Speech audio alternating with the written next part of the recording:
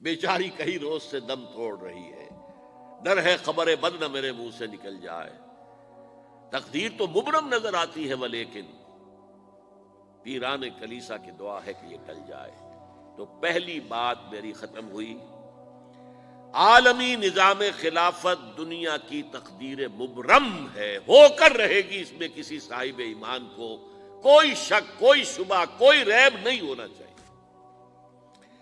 البتہ اس کا اب دوسرا پہلو کیا ہے، اس کا آغاز کہاں سے ہوگا؟ پہلی بات تو یہ، ہمارے بعض لوگوں کے ذہنوں میں، سادہ دل لوگ وہ سمجھتے ہیں کہ پوری دنیا میں ایک ہی دفعہ آ جانی چاہیے، یہ کوئی علاقائی خلافت تو نہیں ہو سکتی، خلافت تو عالمی ہوتی ہے۔ ان سے میں کہتا ہوں، عالمی خلافت کب تھی جناب؟ یہ تو نہ خلافت راشدہ میں عالمی تھی، کیا ہندوستان شامل تھا اس میں؟ کیا چین شامل تھا؟ کیا یورپ شامل تھا؟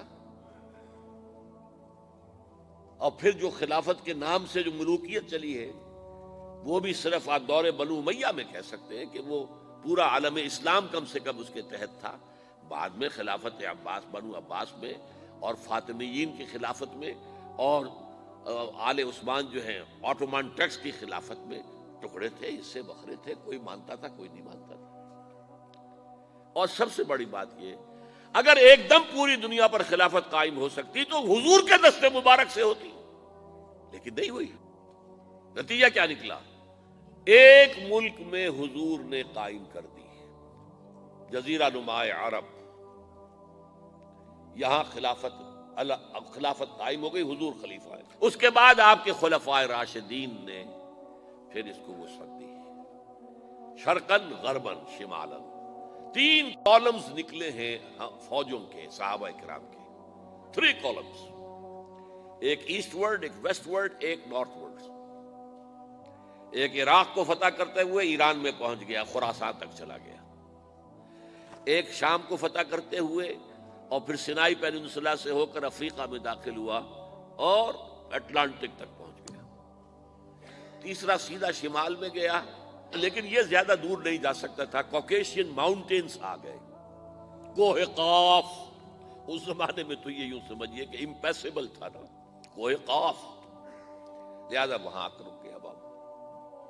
اب بھی یہ ہوگا، کسی ایک جگہ سے شروع ہوگا پھر پھیلے گا، اس کے سوا کوئی چارہ کار ہے ہی نہیں۔ اگر ہر جگہ پوری دنیا میں ایک ہی وقت میں ہو سکتا تو حضور کے دست مبارک سے ہوتا صلی اللہ علیہ وسلم۔ اب وہ نقطہ کون سا ہوگا، نقطہ آغاز کون سا ہوگا؟ اس میں پہلی بات تو میں نے کہا، جو شک کرے گا اس کا پھر ایمان مشکوک ہے۔ ہوگا، لازماً ہوگا، گلوبل ہوگا، پوری دنیا میں ہوگا۔ کہاں سے شروع ہوگا اس میں آپ اختلاف کر سکتے ہیں، لیکن مجھے تو 2 حدیثیں تو ملی ہیں جن سے یہ اندازہ ہوتا ہے کہ یہ اس مشرقی خطے سے ہوگا، عرب کے مشرق کی جانب کسی ملک سے ہوگا، کسی خطے سے ہوگا۔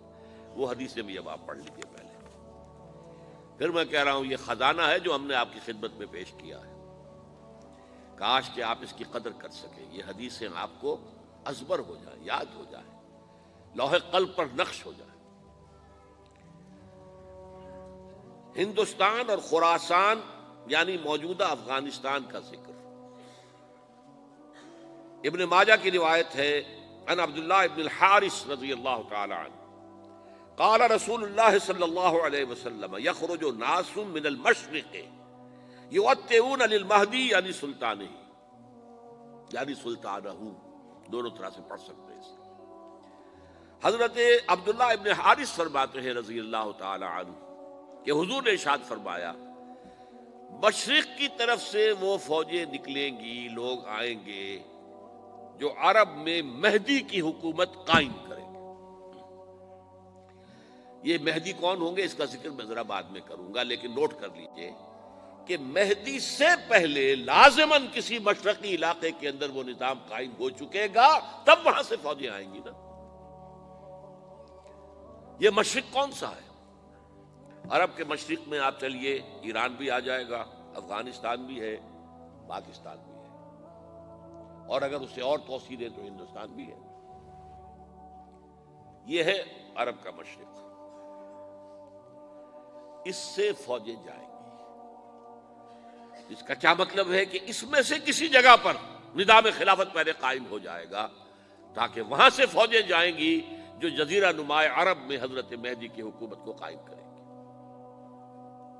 اب دوسری حدیث سنیے، یہ سنن ابن ماجہ کی حدیث تھی جو میں نے آپ کو سنائی، آپ نے پڑھی۔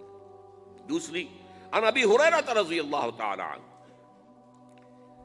یہ ترمذی شریف کی روایت ہے، قال قال رسول اللہ صلی اللہ علیہ وسلم یخرج من خراسان رایات سود لا يردها شیء حتی تنصب بإیلیا۔ خراسان کے علاقے سے سیاہ جھنڈے لے کر فوجیں آئیں گی، ان کا رخ کوئی موڑ نہیں سکے گا، ان کو پیچھے پھیر نہیں سکیں گے کوئی بھی، یہاں تک کہ وہ یروشلم میں جا کر جھنڈے نصب کر دیں گے۔ ایلیا حضور کے زمانے میں یروشلم کو کہتے تھے۔ یہ یروشلم تھا جب حضرت سلیمان کی حکومت تھی، اور یہاں پر معبد سلیمانی، ہیکل سلیمانی قائم ہوا، پھر یہ یروشلم ہی رہا ہے تاریخ میں، یہاں تک کہ سن 70 عیسوی میں جب ٹائٹس رومی جنرل نے اس کو گرایا، ختم کیا، سیکنڈ ٹیمپل گرا دیا، اور یہاں سے یہودیوں کو کہا نکل جاؤ یہاں سے، کوئی یہودی باقی نہیں رہا، تب بالکل تہو بالا برباد کر دیا۔ اس کے کوئی 150 سال بعد ہیڈریان، رومن ایمپرر ہیڈریان، اس نے پھر دوبارہ آباد کیا اس شہر کو۔ 150 سال تک یہ بالکل بنجر اور بالکل غیر آباد پڑا تھا۔ اب ہیڈریان نے جب آباد کیا تو اس کا نام ایلیا رکھا، اب یروشلم نام نہیں تھا، تو حضور کے زمانے میں پھر اس کا نام ایلیا تھا۔ اور اب اس سے کیا معلوم ہو رہا ہے کہ یہ یروشلم مسلمانوں کے قبضے سے اس وقت نکلا ہوا ہوگا، ایک دفعہ پہلے نکلا تھا، سن 1099 عیسوی میں مسلمانوں کے ہاتھ سے نکلا، کروسیڈرز عیسائیوں نے آ کر اس کو قبضے میں کیا، لاکھوں مسلمانوں کو مارا، قتل کیا۔ اس کو 1187 عیسوی میں واپس لیا ہے، کس نے لیا ہے؟ صلاح الدین ایوبی کرد۔ عرب کھوکھلے ہو چکے تھے، عربوں نے کھویا، واپس نہیں لے سکے، بہت حکومت کر چکے تھے، 400-500 برس کی حکومت کر کے، اور ان کے عیش اور ان کے آرام، اب ان میں جان نہیں تھی کہ وہ واپس لے سکے۔ واپس لینے والا گرم کرد خون تھا، صلاح الدین ایوبی۔ تو گویا کہ اب آپ سمجھئے کہ 88 برس تک عیسائیوں کا قبضہ رہا یروشلم پر۔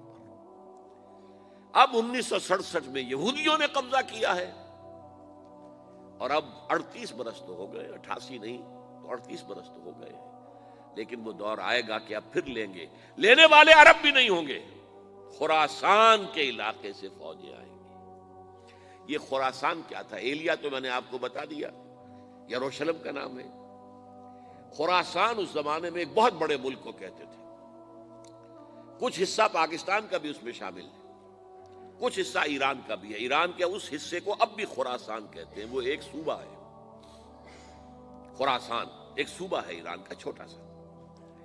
پاکستان میں خاص طور پر یہ جو علاقہ مالاکنڈ ایجنسی کہلاتی ہے، اس سے اوپر جتنا علاقہ ہے، اور یہ جو واخان کی ایک پٹی آتی ہے اوپر، واخان افغانستان کی ایک پٹی سی دم سی چلی آتی ہے جو جا کر چائنا کی سرحد سے مل جاتی ہے، یہاں سے لے کے یہاں تک یہ جو مالاکنڈ کا وہ درہ ہے اور پہاڑ ہے، یہ بھی خراسان کا حصہ ہے۔ باقی تقریباً 2/3 آف افغانستان، ساؤدرن حصہ نہیں ہے خراسان کا حصہ، یہ سیستان کہلاتا تھا، یہ خراسان نہیں ہے، لیکن یہ کہ اوپر کا 2/3 آف افغانستان، اور اس کے ساتھ یہ جو عرب، جو اب یہ ترک ممالک آزاد ہوئے ہیں سوویت یونین کی ڈسولوشن کے ساتھ، یہ سارا علاقہ کہلاتا ہے خراسان بزرگ۔